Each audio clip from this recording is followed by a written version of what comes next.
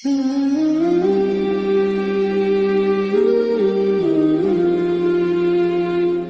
دعا آپ حضرات کے سامنے پڑھی،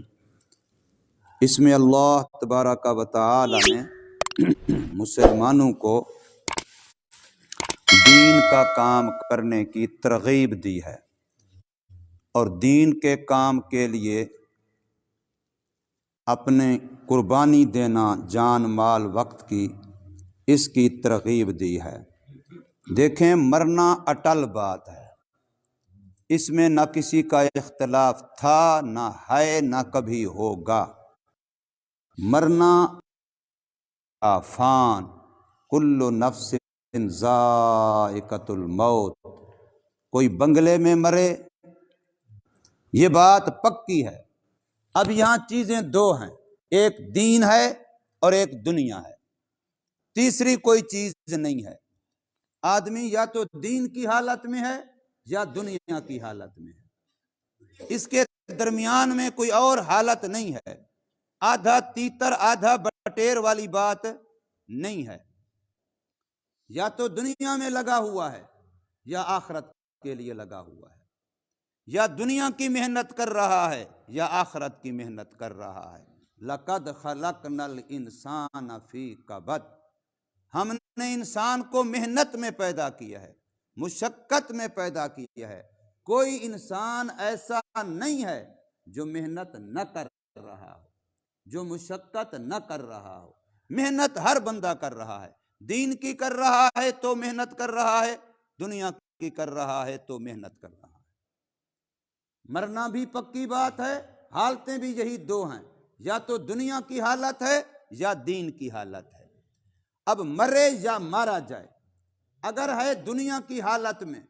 مرے گا یا مارا جائے گا، تب بھی جانا کہاں ہے؟ اللہ کے پاس۔ اگر ہے دین کی حالت میں، تب بھی مرے گا یا مارا جائے گا، لیکن جانا کہاں ہے پھر بھی؟ اللہ کے پاس۔ مرجع وہی ہے، مرکز وہی ہے، محور وہی ہے، وہاں سے کوئی بچ کے نہیں جا سکتا۔ مرنے کے بعد پیشی جہاں انبیاء کی ہونی ہے، جہاں انبیاء نے اللہ کے سامنے ہونا ہے، وہاں جو انبیاء کے مقابلے میں دنیا کی طاغوتی شیطانی قوتیں کھڑی تھیں، چاہے وہ کسی بھی شکل میں تھی، نمرود کی شکل تھی یا فرعون کی شکل تھی، ابو جہل کی شکل تھی یا کسی اور کی شکل تھی، حق کے مقابلے میں جو جی جہاں کھڑا تھا وہ بھی کھڑا اللہ کے سامنے ہوگا ایک دن۔ پیشی وہاں سب کی ہونی ہے۔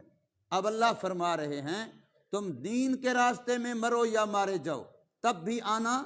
اللہ کے پاس ہے، اور اگر دنیا کے لیے کرتے مرتے مارے جاؤ یا مر جاؤ تو پھر بھی آنا اللہ کے پاس ہے۔ البتہ اگر تم اللہ کے راستے میں اللہ کے دین کے لیے محنت کرتے کرتے مرے یا مارے گئے، لَمَغْفِرَةٌ،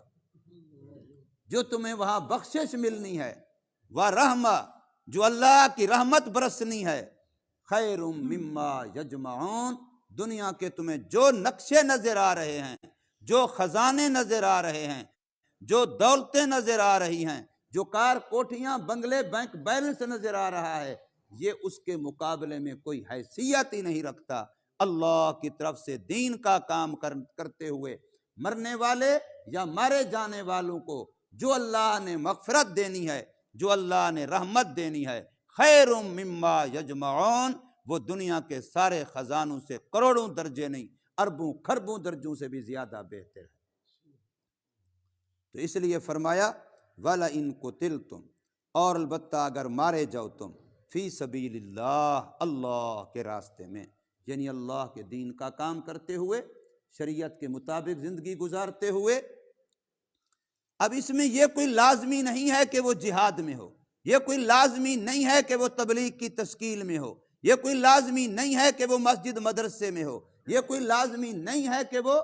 دین کے کام میں یوں۔ اگر کوئی شریعت کے مطابق تجارت بھی کر رہا ہے، شریعت کے مطابق ملازمت بھی کر رہا ہے، شریعت کے مطابق زراعت بھی کر رہا ہے، تو وہ بھی اللہ کے راستے میں ہے، وہ بھی اللہ کے دین کا کام کر رہا ہے۔ صحابہ کرام کے اکثر اسفار، بے شمار اسفار تجارتی اسفار ہوئے ہیں، لیکن جس علاقے میں تاجر بن کے بھی گئے ہیں وہاں بھی دین کی بہاریں چھوڑ کے آئے ہیں۔ میں نے اگلے دن بچوں کو بتلایا کہ میرے سرکار مدینہ صلی اللہ علیہ وسلم نے ہمیں ایک دعا سکھلائی ہے، اللہم اجعلنی مفتاحا للخیر ومغلاقا للشر، اے اللہ مجھے خیر کی چابی بنا دے اور مجھے شر کے لیے تالا بنا دے۔ اے اللہ مجھے خیر کی چابی بنا دے، میں جہاں ہوں، جہاں جاؤں، جہاں اٹھوں، جہاں بیٹھوں، وہاں خیر کے دروازے کھل جائیں، وہاں نیکیوں کے دروازے کھل جائیں، وہاں بھلائیوں کے دروازے کھل جائیں، وہاں اللہ کی مخلوق کے لیے سہولتوں کے دروازے کھل جائیں، مجھے اس کا ذریعہ بنا دے۔ یہ معنی ہے مجھے خیر کی چابی بنا دے۔ اللہم اجعلنی مفتاحا للخیر، اے اللہ مجھے خیر کی چابی بنا دے، میں جہاں ہوں، جس علاقے میں ہوں، جس گھر میں ہوں، جس گلی میں ہوں، جس محلے میں ہوں، جس شہر میں ہوں، میرے سے خیر کے دروازے کھلیں، خیر کے دروازے کھلیں، خیر کے راستے کھلیں، خیر میرے سے پھوٹے، چشمے نکلیں نیکی کے، چشمے نکلیں مخلوق خدا کی بھلائی کے، مجھے ایسا بنا دے۔ وَمِغْلَاقًا لِلشَّرِّ، اور مجھے شر کے لیے تالا بنا دے کہ میں جس علاقے میں جاؤں وہاں شر کے کھلے دروازے بھی بند ہو جائیں۔ میں جس شہر میں جاؤں، جس علاقے میں جاؤں، جس گلی محلے میں ہوں، تو وہاں شر کے، گناہوں کے، برائیوں کے کھلے دروازے بھی میری وجہ سے اللہ تو بند کروا دے، مجھے اس کا ذریعہ بنا دے۔ تو یہاں پر اللہ فرما رہے ہیں یہ سارا دین کا راستہ ہے، فی سبیل اللہ میں داخل ہے جو بندہ بھی شریعت کے مطابق زندگی گزار رہا ہے۔ تو فرمایا وَلَئِن قُتِلْتُمْ، اور البتہ اگر مارے جاؤ تم اللہ کے راستے میں، او متتم، یا خود اپنی موت آپ مر جاؤ اللہ کے راستے میں، یا تو مارے جاؤ گے یا مر جاؤ گے، مرنا تو ہے ہی ہے، کوئی اور ذریعہ بنے تمہاری موت کا تو تم مارے گئے، شہید ہو گئے، اور اگر حتفا انفی اپنی موت آپ مرے تو تم مر گئے، لیکن ہو تم اللہ کے راستے میں، ہو تم شریعت کے دائرے میں، ہو تم سنت کے دائرے کے اندر، تو فرمایا لمغفرۃ، اب یہاں پر بھی لام تاکید کا لگایا، لمغفرۃ، پکی بات ہے کہ بخشش من اللہ، اللہ کی طرف سے، وہ تو ہو گئی، شریعت کے مطابق کام کرتے کرتے مارا گیا، بخشش ہو گئی،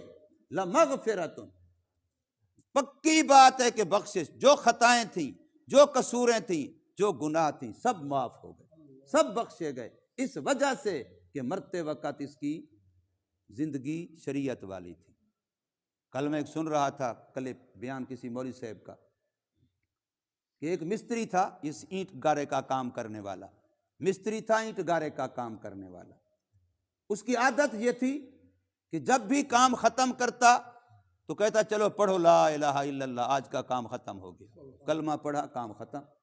اسی طریقے اس کی عادت بنی ہوئی تھی۔ وہ بیمار ہو گیا اور بہت زیادہ بیمار ہو گیا، اب آخری وقت گویا کہ جان کنی ہے، نزع کا وقت ہے، رشتہ دار جمع ہیں، اب وہ تلقین کر رہے ہیں کلمہ طیبہ کی، وہ کلمہ طیبہ پڑھتے ہیں، وہ پھر آگے سے پوچھتا ہے ہاں بھی اور کتنا کام رہ گیا، مثالہ ختم ہو گیا کہ اور ہے فلاں، جو مستریوں کی چیزیں ہوتی ہیں وہ اس کی باتیں شروع کر دیتا ہے، وہ پھر کلمے کا کہتے ہیں، وہ پھر وہی باتیں شروع کر دیتا ہے۔ اتنی دیر میں ایک مزدور اس کے ساتھ کام کرنے والا جو اس کے ساتھ کام کیا کرتا تھا وہ اس کی تیمارداری کے لیے آ گیا، اس نے سنا بھی استاذ بیمار ہیں تو پوچھنے کے لیے آ گیا،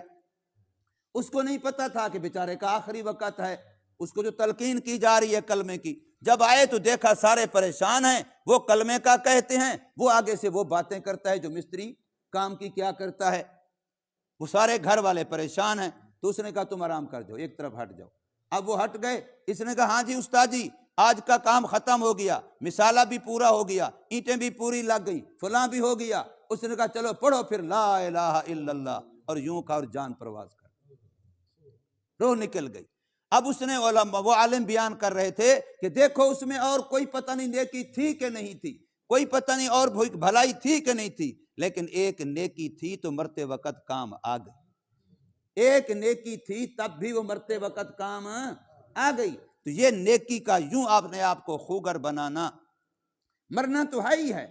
تو اس لیے اگر مرتے وقت شریعت کے دائرے کے اندر ہے، مرتے وقت دین کا کام ہے، مرتے وقت دین کی فکر ہے، مرتے وقت اللہ کے کام کی، اللہ کے دین کا خیال ہے، تو یہ فی سبیل اللہ میں داخل ہے۔ تو فرمایا ان کے لمغفرۃ من اللہ، پکی بات ہے، بہت بڑی مغفرت ہے۔ یہ مغفرتن پر جو تنوین ہے، یہ تنوین تعظیم کی ہے۔ لمغفرۃ عظیمۃ من اللہ، بہت بڑی بخشش ہے اللہ کی طرف سے۔ اور صرف یہ نہیں کہ پچھلے گناہ، مغفرت کا معنی تو پچھلے گناہوں کی مغفرت ہوتی ہے، پچھلے گناہوں کی معافی ہوتی ہے۔ اور آگے فرمایا ورحمہ، صرف مغفرت نہیں بلکہ بہت بڑی اللہ پاک اپنی طرف سے اس پر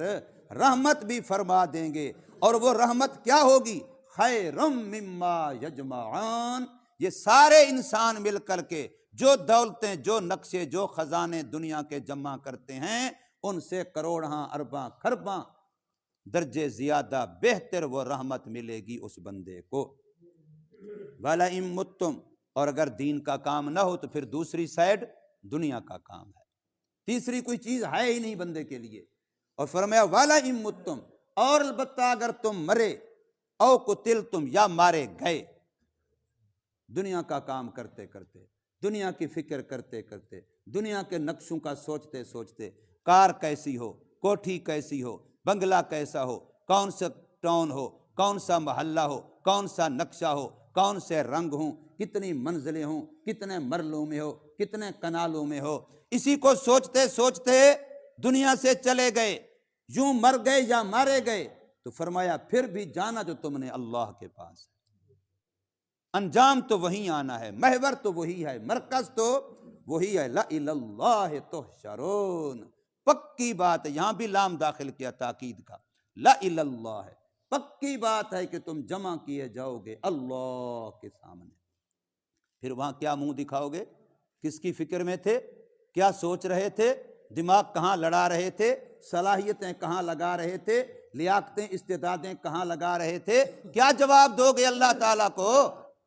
کہ دنیا کے لیے تو نے ہمیں پیدا کیا تھا؟ میں نے کئی مرتبہ وہ حدیث سنائی ہے کہ اے انسان، تم پیدا کیے گئے ہو آخرت کے لیے،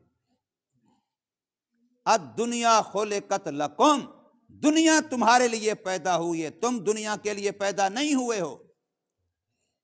انتم خلقتم للآخرہ، تم آخرت کے لیے پیدا ہوئے ہو، یہ حدیث ہے رسول اللہ صلی اللہ علیہ وسلم کی، انتم خلقتم للآخرۃ، اے انسانو تم تو آخرت کی محنت کے لیے پیدا کیے گئے ہو۔ الدنیا خلقت لکم، دنیا تمہارے لیے پیدا کی گئی ہے کہ یہ تمہاری ضرورتیں پوری کرنے کا ذریعہ بنے گی، تمہارے سفر کی ضرورتیں اس سے پوری ہوں گی، تم اپنی آخرت کا سفر جاری رکھو۔ اللہ پاک ہمیں سمجھ نصیب فرمائے، عمل کی توفیق دے۔